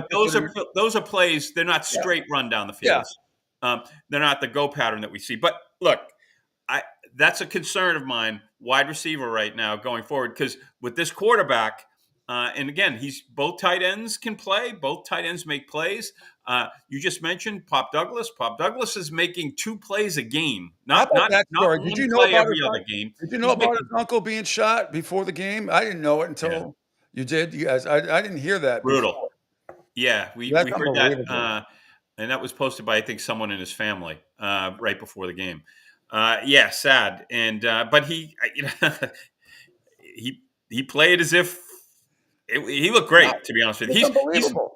He's looked great, and he talked about this after the game. He's had to make an adjustment because on a crappy team, he was getting 5 or 6 targets a game. On this team, you're getting 3, and on this team, they added Mac Collins, who's a 4th wide receiver, but first down, 3rd and 8. Mac Collins is one of those strong guys where he can get 9 yards down. He's going to get your first down. Pop Douglas is more dangerous this year, and he's had to make the adjustment. In fact, he talked about Mac Collins talking to him about, bro, this is about winning, and forget about the 13 targets that you used to get on a crappy team. And he's made the adjustment. And Pop Douglas has grown up a lot this year. Very, very proud of his play, and he's a lot more mature. And that's what's turned this. The Patriots have playmakers. They have guys on this team making plays. And again, Austin Hooper made another big catch, 26-yard touchdown against his former team too, which was great. Yeah, true. And it's funny. We talked about it before. I talked about on Thursday about the Super Bowl because he was on that. He was there for that game. Yeah, and and he scored a touchdown as a rookie against the Patriots. And he goes, I don't want to talk about it. So it's still rubs him the wrong way. It's funny. He's on the Patriots now. But you can understand that though. Where Matt Collins, I talked to him 2 weeks ago. He was on Philadelphia when they beat the Patriots in Minnesota. So interesting. They got both of those guys who have a big history with the Patriots. So listen, Bob says it'll be loud versus the Jets. Well, yeah, I agree. Jack says I miss Pete in Boston. Well, I get that all the time, and I'm flattered by it. I get tons of emails. Pete, it's true. Stuff. It's true. I'm here. Why do I have to be? I agree. I talk enough about New England sports on this show. I know I talk about all the Florida sports and national stuff as well because we're global. But usually I prioritize because I know the fam. I know a lot of the people that are listening. The numbers prove it. It's fantastic throughout the country what we have done on this network. I'm not tooting my own horn. Angel has a big part of it, what he's done with the Coastal Sports Digital. But why do I have to be sitting in Brighton to give you the stand? I'm right here. Yeah, I'm right here, and it's a good happy, alternative. To all you look happy. Yeah, I'm very happy. I mean, my God, today's beautiful. I mean, the weather has been so unbelievable the last week. Hardly a cloud in the sky, and just sunny and in the high 70s and low 60s and low 50s. And come on, man, it doesn't get any better than this. Anyway, what is going on? Wide receiver, you mentioned possibility. Running back, I don't know what Stevenson's status you think is going to be. It's only Tuesday for Sunday. I hope he gets to play. But maybe an edge rusher. The Patriots going to make. I expect them to make a minor move. Do you? So I write about this today. It's in fact it's up online already. It's I believe the Patriots. I think we all get caught up in the future of the team, how great it's going to be. Well, hey, the Patriots are the Washington Commanders. I heard that before the season. They could be the Washington Commanders. Well, guess what? They are. They're 7-2. They're making, Washington made it to. I'm not going to say they're going to make it to the conference championship game. But the Patriots are emulating what Washington did a year ago. Well, guess what Washington is doing this year? They're 3-6. Their quarterback's gone for the year, and they're finished. And they came out with a dud sort of. They started the season with the dud, and my point is, they were way overhyped. They were way overhyped. I agree, Pete. Cowboy-esque. I agree, but guess what? The Patriots, if they ever finish first place, they're going to play a first place schedule next year. But I'm sort of talking ahead of myself. What I'm saying is, I think you got to live in the now, and you just can't say. I know Belichick said this. He said this the first. He did a little meeting for 6 writers. It was an off the record discussion. I was one of the writers invited, and he said, "I will never mortgage the future to win now." And I sort of thought about it, and I understand what he was saying. I'm not going to trade 2 first-round picks to fill a team with rentals to win his championship. I get that. The Patriots, though, you can't. They are close, Pete. I know their schedule, and I know they didn't look good last weekend, but the league is not that good. Philly's good. They got They're not great. games left. They got Tampa and they got the Ravens, and the rest of them they should win. But my point is, and they also got Buffalo as well. Got Buffalo at home. So three out of the last 8 games. But it's my point is, there's no who's a great team in the NFL this year. There isn't one. Kansas City's not great. They're very good. They're good. Buffalo is good, very good, not great. Philadelphia, same thing. Detroit, same thing. Detroit lost a pathetic game. Green Bay loses to Carolina. My point is, this is winnable this year. Despite the young team, I would not. My point is, I would not. You said a little deal. I'm willing to trade a 3rd-round pick for someone that can make the team better. I want Kamara. I've been telling you this for a month. I want him. I think you can get him for cheap too. I don't think so. Breece Hall is a 3rd-rounder. Kamara is a 5th, 6th-rounder, and I would do something like that, Pete. And I would bring Olave. He's for the Saints. He's available. And I would take him at all. I love him. But you'll take him. What are you going to give for him? And you don't want to give. And this goes back to mortgaging the future for guys that are going to be gone.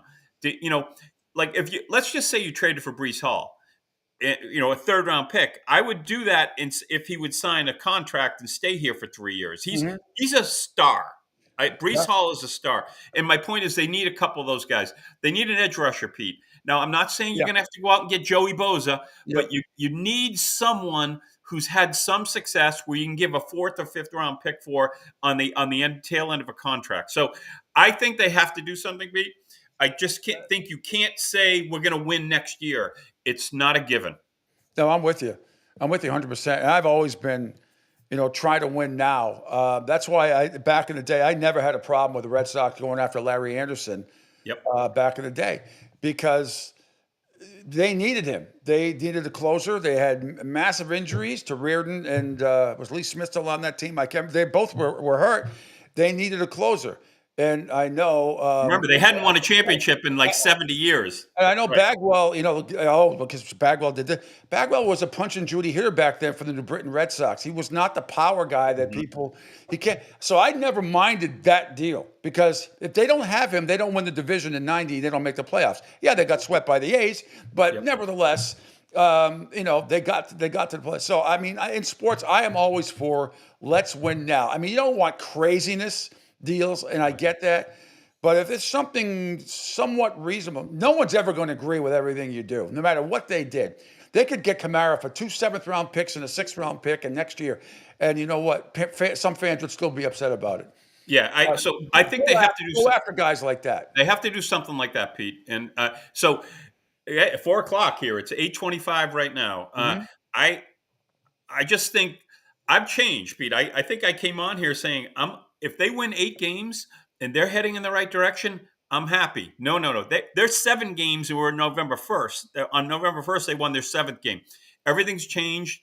And, listen, Vrabel said in August when Micah Parsons was available, we're just not in position for that kind of guy. And he was right.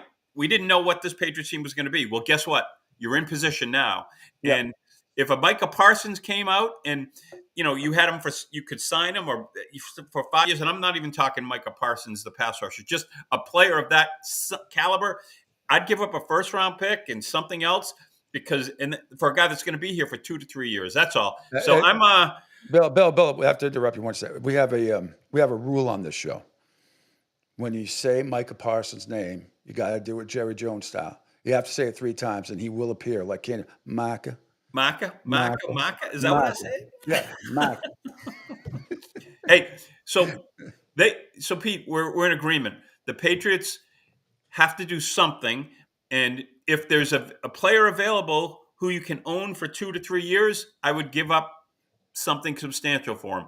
But they need in my opinion, a running back, an edge rusher, and hey, don't sell. I'd also be into an offensive lineman backup sort of depth thing. Patriots have not had a major injury this year.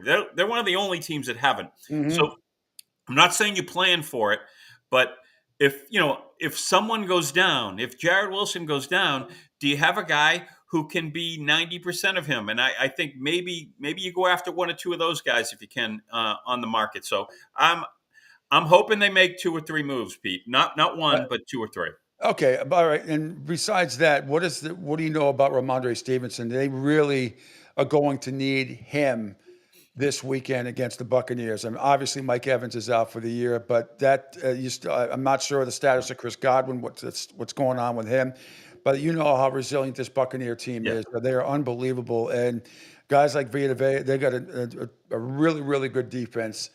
And the Patriots are going to have to be at their best offensively because guys like Vita Vea and company, they can get to you and smush you. And this team, unlike Mike McDaniel, has a shitload of conviction, starting with the coach and the quarterback and the way this team plays. Not that the Patriots can't win. I think it's going to be a hell of a game. But they really, really have to protect the football in this game. But Pete, you mentioned, I think the one thing, and that's why why I do talk about running back is, if you take away Drake May's running yard, he's got 30 yards a game. If you take that away, their running backs have about 80 yards. That's one among the lowest in the NFL. It's not the lowest. There's 5 or 6 teams worse. That's not good enough in January. You got to run the football, and that's the one thing they can't do. They ended the game against Atlanta with a great pass. They tried running it twice, couldn't get the first down, and threw a pass to Hunter Henry at the end of the game. That's good. That's Atlanta. But I do think Travion Henderson ran with a lot of conviction. I thought solid game, Pete. Absolutely. Yeah, and I also think you look at some of the games where, a few of the games have been sort of blowouts. So some of the numbers get skewed when they are running the ball and they're up by double digits. You're not going to get the type of yardage that's going to reflect net yardage stats that people go by. But I agree with you. In the Atlanta game, it was clear. But then, I almost said Brady, May makes that unbelievable throw to Hunter, closes out the game. But that's what they do. But that's not good enough in January. That's all. And if you can run the ball better, Drake May is going to be better. And I just think it's been a disappointment. That's why look, and I'm not saying, I don't know if the Jets would even trade in the division. I think they would. It's a different era now. Where, that wouldn't have happened 30 years ago. Red Sox, Yankees now make trades all the time. As crazy as that would sound when we were growing up. He's my number 1, and I would give up a 3rd round pick for him, and I would try to sign him. But back to your original point, I think Ramondre Stevenson is going to be back this week. I think he probably could have played if it was a playoff game last week, and probably would have played. But it was Atlanta. They gave Henderson a chance, but their running game has to be better. That's all I'm saying, Pete. It has to get better. I agree. It's going to have to be a lot more complimentary this week against that Buccaneers defense. Look, there's a shitload of Patriot fans coming down for this game, by the way, that are going to be there. A lot. Well, look, the bar has been raised, and this is on the Patriots. They created this. They're good this year. Should have been a 425 start. Excuse me? Should have been a 425 start. Yeah, basically it should be at 8. Honestly, it should be an 8:30 game. It should be a primetime game. Yeah. The country wants to see Drake May. The rest of the longest country winning streak in football. There's 6 in a row. No one's done that. Longest winning streak so far. And I love how Chris Cantor this morning on Unsportsmanlike, his top 5 didn't have the Patriots in his top 5. It's just these national pundits. A lot of them. I really question how how much prejudice they have. I don't mean race. I mean against teams and the way it affects their judgment. It's pathetic. It's pathetic. I think it's gotten a little bit better for some because Belichick's not there anymore, and they all like Vrabel. But nevertheless, and then you have, of course, the ultimate snapshot Sunday was Kraft and Cardi B. That was hysterical. Yeah, how many F-bombs did she throw up there? It's too funny, man. Big's girlfriend. But I got to give Bob Kraft credit. He reaches out to everybody, and he's got. I mean, Wouldn't you like to be a fly on the wall? What do you think those conversations were like? I don't know. I don't want to get into this here. I mean, listen, I do.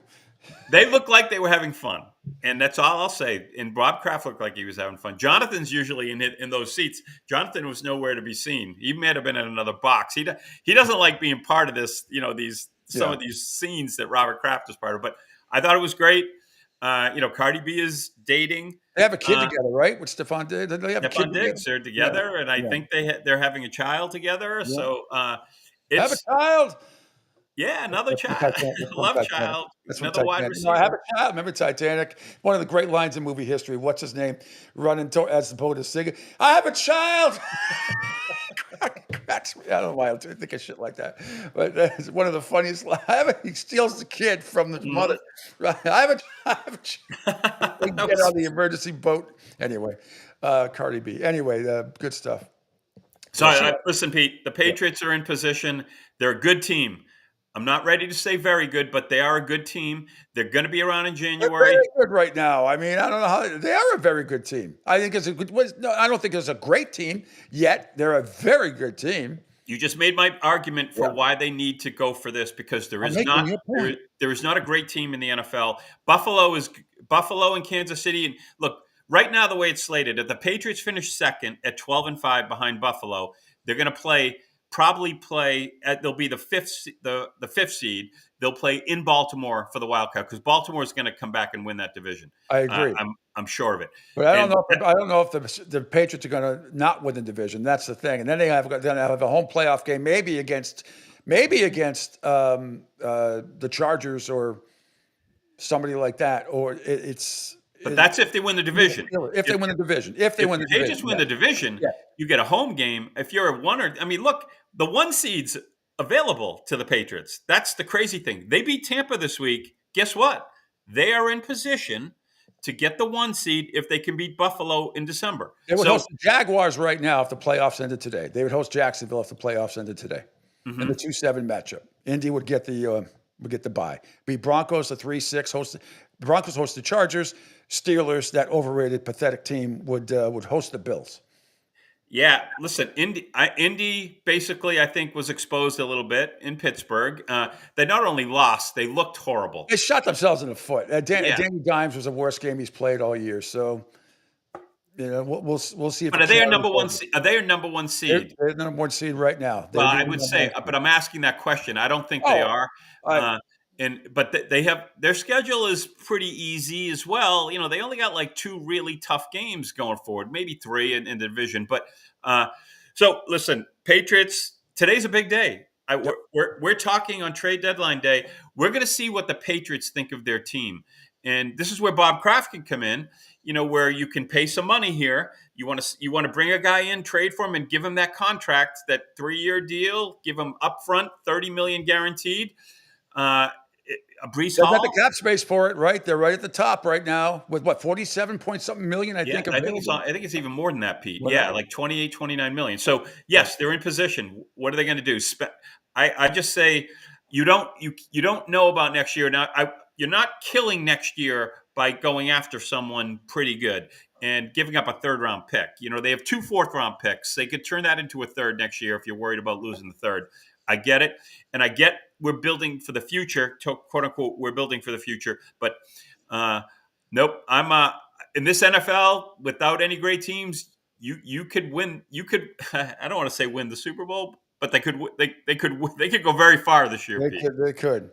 All right. You coming down to Tampa by chance or no? No, not coming down this week. I was going to, but I'm going to be probably the rest of the way. I got the Cincinnati, the Jets. There's a couple other games, and we got Buffalo here.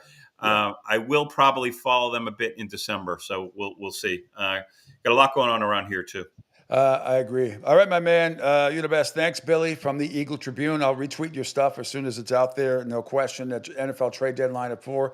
You think it might be more than a minor move? I Yes. hope you're right. I hope you're right. I think they have to do it, and it's on them. They've been such a pleasant surprise this year, and this year when you're in position to get the number 1 seed, I'm not saying they're going to get it. They're in position to get it.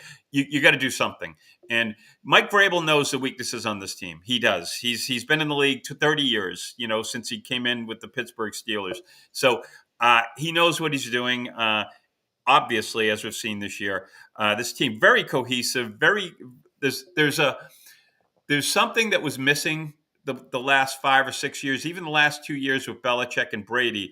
There's a closeness with this group that I haven't seen since the early, the teens, when it was Brady and Josh and Amendola, and I'm talking like 14, 15, 16, 17.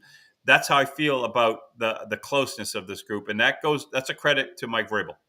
Last thing, and I want just to get your comment, because it's Charlie Brown, a.k.a. Mike McDaniel, down here, and just pedantic blathering yesterday again and again. And I'm being serious here, Billy. I want to see if you can come up with an answer, because I can't. I have never seen. Now, I'm not talking about coaches talking out of their ass and making fools. I'm talking about, I have never in my life, I don't think in any of the 4 major sports, seen a coach with a lack of conviction on everything like Mike McDaniel. You can talk about your Richie Kotites. You can talk about bad coaches and all, even the Jerry Jones of the world talking out of their ass. But at least they speak with some sort of conviction. This guy is an embarrassment to every single coach in America because of his lack of conviction. I'd even put it at the Pee-wee level. There's not a Pop Warner coach in America that would speak and have a lack of conviction like Mike McDaniel. I think he's a complete fuck-up embarrassment to all the professional sports for coaching. When I hear him speak, when I see him on the sidelines, you see his post-game speeches. I think what they thought was, this is the new wave coach. He's an offensive genius, quote unquote genius. No, it's football. You need a football coach. This guy's not, in my opinion, a leader of men. No. And you go to a program, then you bring in Tyreek Hill. Nobody tells Tyreek Hill what to do. The only one that told Tyreek Hill what to do was Patrick Mahomes. It wasn't Andy Reid. And so he never had the clubhouse. How long would he last in Boston, Philly, and New York? How long would he last? 3 weeks. 3 weeks, and Tops. people would see through it. Tops. Yeah. He's not a leader of men. And I said that the first time I saw him. I'm not saying he's a bad guy. Seems like he's a real nice guy. I'm talking about, from a strictly coaching standpoint. I've never seen a coach in my life with less conviction than him in any sport. I look at football as different. Football is, and Belichick got it more than anybody. You got to get not 53 people. You got to get 100 people. You got to get everyone, the ball boys, the equipment room, everyone on the same page. This guy doesn't get that. And look, Chris Greer hired him.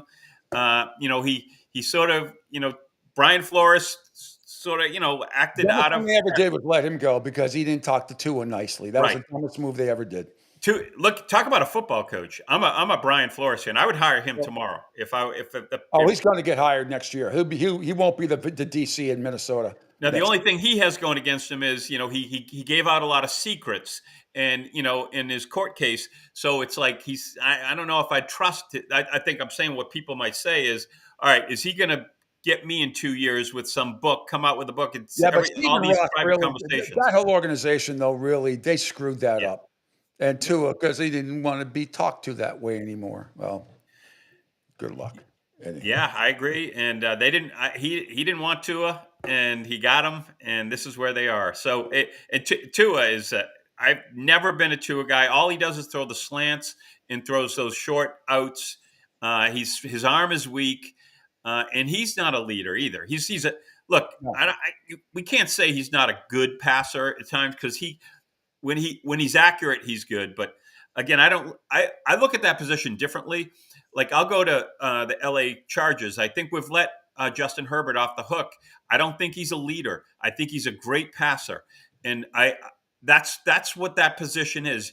When the team loses, the quarterback gets the blame. So as quarterback, you got to hold people accountable. That's what Brady did better than anyone. That's what Peyton Manning did. That's what Brett Favre did. Keep going. Dan Marino. Yep. And That Roethlisberger. position, and it's not happening. It doesn't happen with a guy like Tua either. All right, my man. You're the best. Thanks so Right. much, Bill. And we were looking forward to your stuff. And happy trade deadline day. Yeah, I can't wait for today. And hey, we'll talk next week because Yes, we the will. Red Sox, a lot going on there on what they need to do. There's they could go a lot of different ways I here. believe it when I see it. I don't want to hear about them spending money. I'll believe it when I see it. I don't buy into it at all. I don't buy it. They're not going to sign Bregman. I don't think they're going after Alonso. I don't care what phony baloney offers they have. Bill, I am so disgusted with them. I don't believe anything they say. There's not until I see it in paper. I don't believe it. Pete, they have eyes. They watch the World Series. They are so far away from that. That what those two teams did. They're not on the same planet. That's So the I greatest think Game 7 of all time. If you look at it from start to finish, not just the Bill Mazeroski home run. If you look at a Game 7 in the World Series, going back to the 18, from start to all 11, from inning 1 to inning 11, you find a better World Series Game 7 for me. There isn't one. They're just the drama. It was fantastic. You know what it reminded me of, Pete? It reminded me of, if you've seen video of it, but I was alive for it. The Phoenix Suns Celtics Game 7. I was alive for that. I was 9 years old. I watched the whole thing, the triple overtime game. I know that. That's what it was people making plays. It wasn't mistakes. It was people making plays. I could watch that all day long. Yep, absolutely. All right, Billy, you're the best. We'll look forward to your stuff. Bill Burt from the Eagle Tribune joining us here on the Pete Sheppard Show on the Coastal Sports Digital Network. All right, Angel Martinez, how are you doing? Good. Enjoying you guys going back and forth. Always enjoys Bill's commentary, but I also like it when you get fired up a bunch of Red Sox because, yeah. We want to see it. I'm going to do a quick NBA, NHL rundown, then we'll call it a day. How's that sound? Right. All right.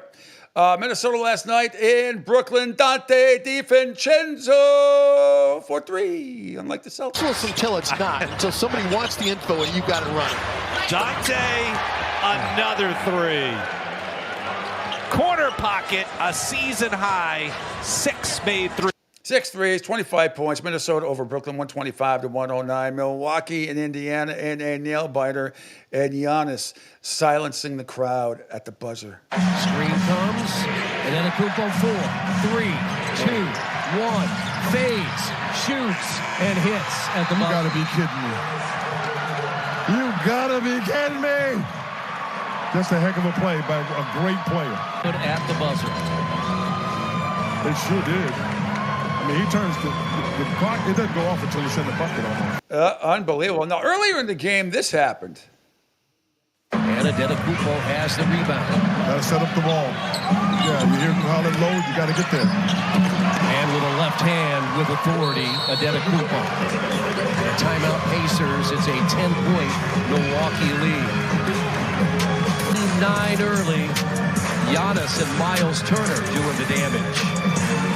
I thought it was going to be more dramatic because the cut here says booze anyway. Knicks over Washington, 119-102. I don't play Knick highlights. Houston over Dallas, 110-102. Durant not having a great shooting night.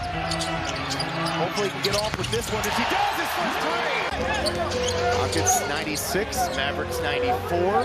Last time Dallas was here last year, the Rockets just blew them out. Durant, 2-0. Here's the reality. All right. Meanwhile, that was a final. Houston over Dallas, 110-102. Detroit over Memphis, 114-106. Getting involved here. 90 seconds into the fourth. Nice. Dump down. And made a better defense there by Thompson. The dump down, beautiful dump down. You just Detroit wins 114-106. Jay Morant coming back from his 1-game suspension. Frank Isola sounds off about it. Off the court, it's been a mess. And now here we are. He's 6 games into the season.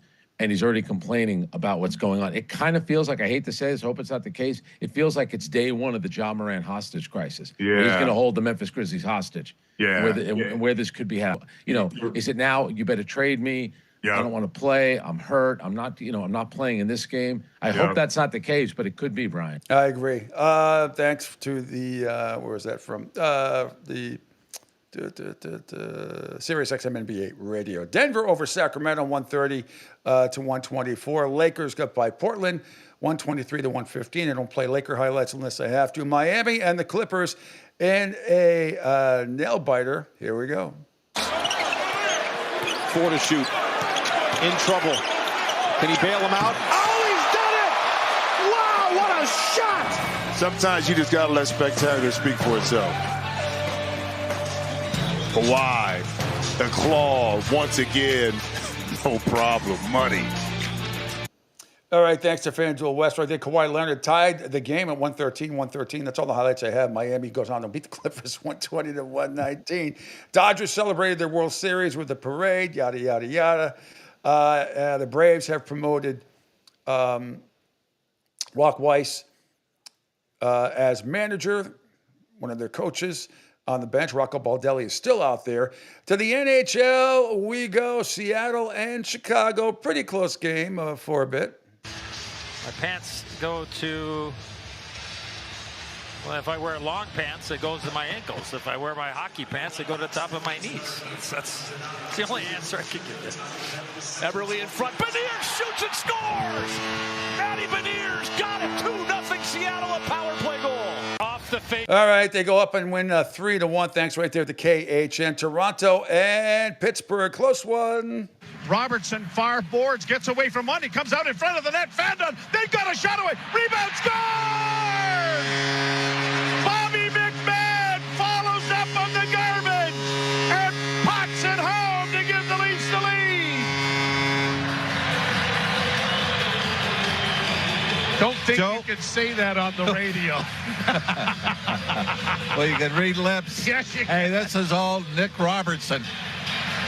Makes a move in the corner to elude a man, takes it to the front of the net. Toronto wins 4-3. What a nail biter. They'll lose in the first round as they usually do, just a matter of time. St. Louis and Edmonton. The Oilers had a 2-0 lead in this one. That was blocked. That was a 90-mile-an-hour heater that was eaten. Here's McDavid to Nugent-Hopkins. Mangiapane shoots and scores. And Edmonton counters off the rush to take a 2-0 lead. Mangiapane with his fourth. Blocker saved by Mangiapane. Pickard comes way out to Love cut that. the angle down. After eating a Parayko clapper, it's Mangiapane is the recipient of this pass off the rush. Nugent-Hopkins. That is a great name, Mangiapane. In Italian, that would mean mangia, meaning eat, a formation of to eat, and pane, it's bread. So that'd be like eating bread for his literal translation, his last name. That's a great name, Andrew Mangiapane. Love that. So it's 2-0 Edmonton, right? They get the game in the bag, right? Wrong. Keep an eye on him on that far side. Ball to Thomas. Needing a goal. Down by 2. Late in the second. 16 minutes gone, 4 left. Thomas looking for a pass to Falk.